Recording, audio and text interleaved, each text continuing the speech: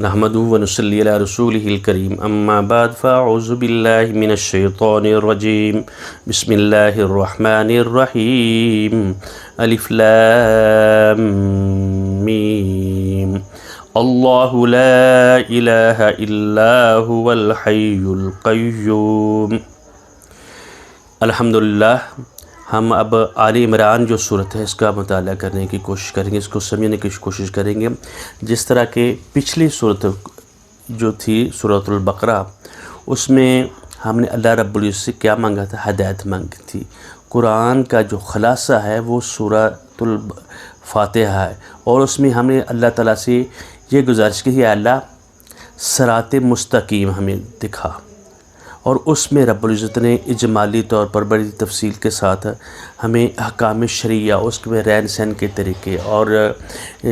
صبر کا طریقہ، لوگوں کے معاملات کرنے کے طریقے، وہ سارے کے سارے اور یہ بتائے، اور ساتھ ہم نے یہ بھی کہا کہ آخر میں ہم جا کر فَانْصُرْنَا عَلَى الْقَوْمِ الْكَافِرِينَ، ہمیں کافروں کے مقابلے میں ہماری مدد کر۔ اور یہ سورۃ آل عمران جو ہے، اسی میں اب ہم جب دیکھیں گے، یہ پڑھیں گے آگے چل کر، اس میں سارے کا سارا جو معاملات تھے وہ یہود کے ساتھ تھے اور مسلمانوں کو بتایا تھا۔ تین پارٹیاں تھیں، ایک مومنین تھے، مقتدین تھے، اولئک ہم مہتدون، اولئک الذین هم المفلحون، اولئک هم المہتدون، یہ لوگ ہدایت یافتہ اور کامیاب لوگ ہیں، ان کی نشانیاں رب العزت نے بتائی، پھر کافروں کے متعلق بتایا، پھر اس کے بعد منافقین جو ہے وہ درپردہ وہ تھے، اور اس یہود کی ساری باتیں بتائی، اور ہمیں احکام الہیہ، حج، عمرہ، زکوٰۃ اور معاملات جو کرنے کے جتنے بھی طریقے تھے، اور انفاق کے متعلق جو باتیں تھیں وہ ساری رب العزت نے بتائی۔ اب اس میں زیادہ ذکر سے تھا کہ یہود کے متعلق، اب نصارہ کے متعلق اس میں باتیں آئیں گی۔ اس میں یہ دیکھیں، جب جو پہلی جو آیات آئیں گی اس میں جیسے کفر اور اسلام ہوتا ہے، کافر اور مومن کی جو بات ہوتی ہے وہ اب اللہ رب العزت ہمیں بتا رہے ہیں۔ پھر اس کے ساتھ جو پہلی آیات ہیں اس میں توحید کا جو منبع ہے، جو توحید کو ماننے والے ہیں، کافر اور مسلم جو غیر مسلم ہیں، اس کے متعلق اللہ رب العزت نے ہمیں عقلی دلائل بھی دی اور دوسری طریقے سے بھی بتایا۔ اور جو تمام انبیاء کی دعوت تھی اس میں یہ بھی بتایا گیا کہ حضرت آدم علیہ السلام سے لے کر اور حضرت نوح علیہ السلام تک، وہ یہ ساری کی ساری جتنی دے دی، یہ میسج، یہ پیغام جو ایک ہی ہے، تم نے اللہ تعالیٰ کی وحدانیت توحید کو ماننا ہے، اور جب توحید اس انسان کے دل میں راسخ ہو جاتی ہے تو اس کے ذریعے سے ایمان نمودار ہوتا ہے۔ ایمان کے جو بیج آدمی بویا جاتا ہے تو اس میں جو پختہ جب ہو جاتا ہے اس میں اس کا کردار اور عمل باہر نکھر کر آتا ہے۔ یہی جو دعوت تھی حضرت نوح علیہ السلام نے دی، یہی دعوت جو تھی دوسرے انبیاء جو تھے، حضرت یعقوب علیہ السلام، حضرت ابراہیم علیہ السلام، حضرت اسماعیل اور اسحاق اور دیگر انبیاء، اور اس کے ساتھ ساتھ حضرت موسیٰ اور ہارون علیہ السلام، اور اس کے بعد ان لوگوں نے پیغام بھی دیا، اور یہ ایک جگہ پر بھی نہیں بیٹھے، سب کی دعوت ایک ہی ہے، یہ اللہ کے برگزیدہ، اور یہ کسی سے پڑھ کر نہیں آتے، یہ کسی انسان کے، اللہ رب العزت ان کو وحی علم یہ عطا کرتا ہے۔ اور حضرت عیسیٰ علیہ السلام کے متعلق یہ ساری باتیں آئیں۔ آخر کا محمد الرسول اللہ صلی اللہ علیہ وسلم تشریف لائے، اور تمام انبیاء کی دعوت ایک تھی، بے شک مختلف زبانوں میں مختلف طریقوں سے ہوئی، لیکن اللہ رب العزت نے جتنے بھی انسان تھے، ایک انسان یہ یقین کیے بغیر نہیں رہ سکتا کہ اللہ تعالیٰ کا کلمہ اور اس کا دعوت حق جو ہے دنیا اور آخرت کی بھلائی کے لیے ہے۔ اسی طریقے سے ادھر یہود نے یہ سارا آگے سے نہ مانا تھا، جبکہ وہ جو کتابیں تھیں اللہ تعالیٰ کی تھی، اور ان میں پیغام تھا کہ آخری دوسرے انبیاء ان کو تم نے ماننا ہے۔ جب ایک نبی آنے والا ہوتا ہے تو دوسرے کے پیغام ہوتا ہے میرے بعد وہ جو اللہ کا پیغام رساں آئے گا۔ اسی طریقے سے تورات میں بھی نبی کریم صلی اللہ علیہ وسلم کی ان کے بعثت کی باتیں آئیں، اور اسی طریقے سے انجیل میں بھی آئیں، اور اللہ رب العزت نے محمد الرسول اللہ صلی اللہ علیہ وسلم کے ذریعے، اور پھر یہ جا کر یہ اس میں ساری کی ساری یہ بھی باتیں آئیں گی اس یعنی سورۃ آل عمران میں، کہ جتنے بھی لوگ تھے ان اللہ تعالیٰ کی وحدانیت، اس کی قدرت جتنی بھی ہے، اس کی صفات، اس کی اللہ تعالیٰ رب العزت کی صفات وہ ازلی ہیں، عارضی نہیں ہیں، اس کی صفات ساری کی ساری ابدی ہیں، ہمیشہ رہنے کے لیے ہیں، اور ساتھ اس کا جو علم ہے، اس کی جو قدرت کاملہ ہر ایک کو اس نے گھیرے ہوا ہے۔ جس طرح کہ ایک انسان ہوتا ہے، اس کے اوپر حسن ہوتا ہے، وہ عارضی ہوتا ہے، پھر اس کے بعد اس میں تبدیلیاں رونما ہوتی ہیں، اسی طرح جتنی بھی مخلوق ہے اس میں تبدیلیاں، زمین میں بھی تبدیلیاں۔ تو اللہ رب العزت کی جو صفات ہیں وہ ساری کی ساری ازلی بھی ہیں اور ابدی بھی ہیں، اور یہی پیغام لے کر حضرت یحییٰ علیہ الصلوۃ والسلام، حضرت عیسیٰ علیہ الصلوۃ والسلام لے کر آئے۔ اور اس کے ساتھ ساتھ ہی جب یہ صورت اتری، اس میں ان لوگوں نے دیکھ لیا کہ یہود نے بھی اور نصارہ بھی، جس وقت انہوں نے، جب ہم آگے جائیں گے اور پڑھیں گے تو نصارہ کے اوپر کیا یعنی وہ گزری، جو یمن کا نجران کے جو علاقہ تھا وہاں سے ایک وفد آیا، اور وہ بہت زیادہ بہت بڑی بھاری بھرکم یعنی مملکت تھی۔ وہ لوگ آئے نبی کرم صلی اللہ علیہ وآلہ وسلم کے سامنے، انہوں نے اس کے بعد متعلق اسلام کے متعلق پوچھا، اور آپ صلی اللہ علیہ وسلم نے ان کو یہ باتیں ساری کی ساری بتائیں۔ جیسے جیسے ہم اس کو آگے بڑھائیں گے، یعنی اسی دوران اس میں بدر کا مقام اور احد کی باتیں بھی ساری کی ساری آئیں گی، اور جس طرح کی منافقین جو ہیں ان کا لبادہ، ان کا وہ پردہ چاک کس طریقے سے ہوتا ہے، تو ہمیں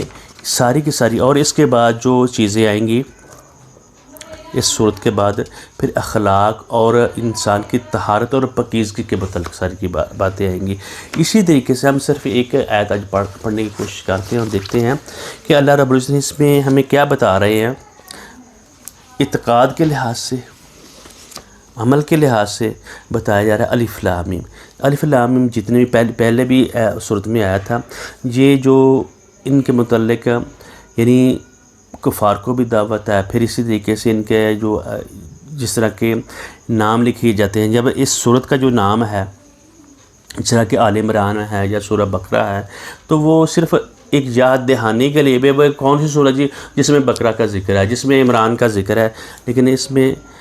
ذکر اور اللہ تعالیٰ کی وحدانیت اور ساری کی ساری جو توحید ہے، وہ اب اس صورت میں زیادہ سے زیادہ نصارہ کے متعلق باتیں ہیں گی، اور ان کو لیے بھی توحید عملی طور پر بھی اور اور روحانی طور پر بھی ان کو واضح کر دیا جائے گا۔ اور جس طرح ہم پڑھیں گے تو ہم انشاءاللہ ہم ایک ایک لفظ کو بھی پڑھنے کی کوشش کریں گے، ان کا ترجمہ بھی اور اس کی پروناؤنسیشن، اور ایک ایک ورڈ کو ہم پڑھنے کی کوشش کریں گے اور سمجھنے کی بھی کوشش کریں گے، اور اللہ تعالیٰ سے دعا بھی کرتے ہیں اللہ تعالیٰ اس پر ہمیں عمل کی توفیق دے۔ الف لام میم کا جو ترجمہ ہے وہی ہو سکتا ہے اللہ رب العزت۔ جس بندے نے یہ سمجھ لے الہ، معبود، حاجت روا، مشکل کشا، جس نے اللہ کے لفظ کو صحیح طریقے سے سمجھ لیا، جان لیا کہ میرا الہ کون ہے، الہ کا مطلب کیا ہے، اس کے ساتھ کوئی کسی قسم کا کوئی شریک ہے، جو جتنے بھی لوگ ہیں، پھر آگے اسی بات کی آگے تشریح بھی ہو رہی ہے۔ الہ وہ ہوتا ہے جس کے ساتھ ہی کوئی نہ وہ اکیلا وحدہ ہو، اکیلا ہو۔ اللہ تعالیٰ رب العزت معبود برحق اللہ رب العزت ہے جو برحق ہے، لا الہ، باقی ہر الہ کی، ہر مددگار کی نفی کر دی گئی۔ لا میں نہیں، الہ کوئی معبود، یعنی صرف اور صرف معبود برحق صرف اللہ رب العزت ہی ہے، پوری کی پوری قوت اسی کے پاس ہے، کسی کا اس میں ذرہ برابر بھی حصہ نہیں ہے، جو چاہتا ہے وہ کرتا ہے۔ اللہ لا الہ، نہیں کوئی الہ سوائے اللہ تعالیٰ کے، معبود الہ ایک ہی ہے، اللہ مگر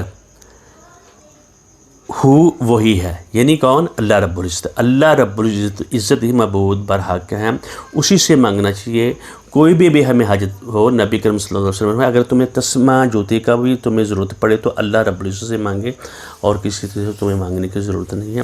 جو ہمیں بھی اللہ تعالیٰ نے جو صلاحیتیں دی ہیں، پڑھنے کی صلاحیت دی ہے، علم کی صلاحیت دی ہے، رزق دیا ہے، وہ تو سارا اس اسی کا عطا کیا ہوا ہے۔ الحی،